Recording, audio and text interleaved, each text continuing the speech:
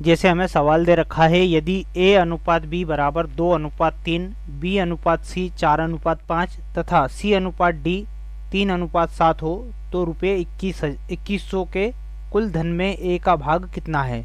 मतलब हमें A से D तक के अनुपात दे रखे हैं और टोटल राशि हमें दे रखी है 2100 रुपया। उसमें से A का हिस्सा हमसे पूछा है। हमारे पास A अनुपात B दे रखा है 2:3, B अनुपात C हमें मिला है 4:5 है ना, और C अनुपात D हमें दे रखा है कितना 3:7।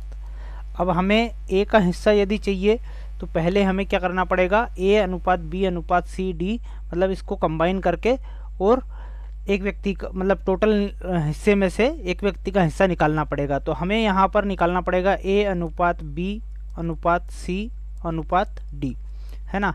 तो A अनुपात B हमारे पास क्या है 2:3। फिर जैसे B अनुपात C 4:5 है तो B के जस्ट नीचे हम 4:5 लिखेंगे, C अनुपात D के नीचे 3:7 लिख लेंगे है ना, 3:7 लिख देंगे। अब क्या करेंगे हम, जैसे जो नंबर यहाँ पर 3 है तो इधर 3 को आगे बढ़ाएंगे, फिर से यहाँ 3 को आगे बढ़ाएंगे, इधर यहाँ 5 को आगे बढ़ाएंगे, इधर यहाँ 4 को आगे बढ़ाएंगे और यहाँ पर 3 को और इधर भी 3 को आगे बढ़ाएंगे। अब इन नंबर्स का हम कर लेंगे गुणा। गुणा करने के बाद जो अनुपात हमें मिलेगा वो हमारा आंसर हो जाएगा। यहाँ से यदि कोई नंबर हमारा सरल हो सकता है तो उसको सरल भी हम कर सकते हैं है ना। गुणा करेंगे इसका 4 दूनी 8 तिया 24, फिर 4 तिया 12, 12 तिया 36 और 3 5 15 तिया 45 और ये हो जाएगा 7 5 35 तिया 105 है ना। इस नंबर को हम सरल कर सकते हैं कैसे, 3 से इसको काट देंगे तो 3 8 24 और 3 एकम 3, 3 दूनी 6 12 तिया 36, 15 तिया 45 और 35 तिया 105 मतलब यहाँ फिर से 35 आ जाएगा है ना। तो ये हमारा अनुपात हो गया 8 12 15 और 35 A B और C D का। अब कुल राशि हमारे पास कितनी है 2100 रुपया है और कुल अनुपात का योग कितना हो जाएगा हमारा 12 और 8 20 और ये कितना हो गया 35 और 15 50।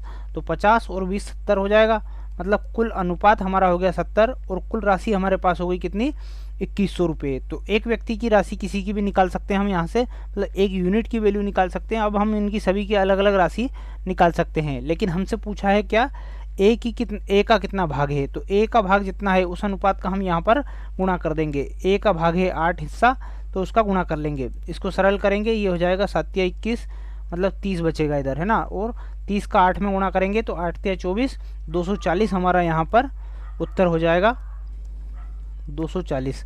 ऑप्शन ए वाला यहाँ पर हमारा राइट आंसर हो जाएगा। इस तरह से इस सवाल को हमने सोल्व किया। आपने अभी तक यदि चैनल को सब्सक्राइब नहीं किया है तो आप चैनल को ज़रूर सब्सक्राइब कीजिएगा। धन्यवाद।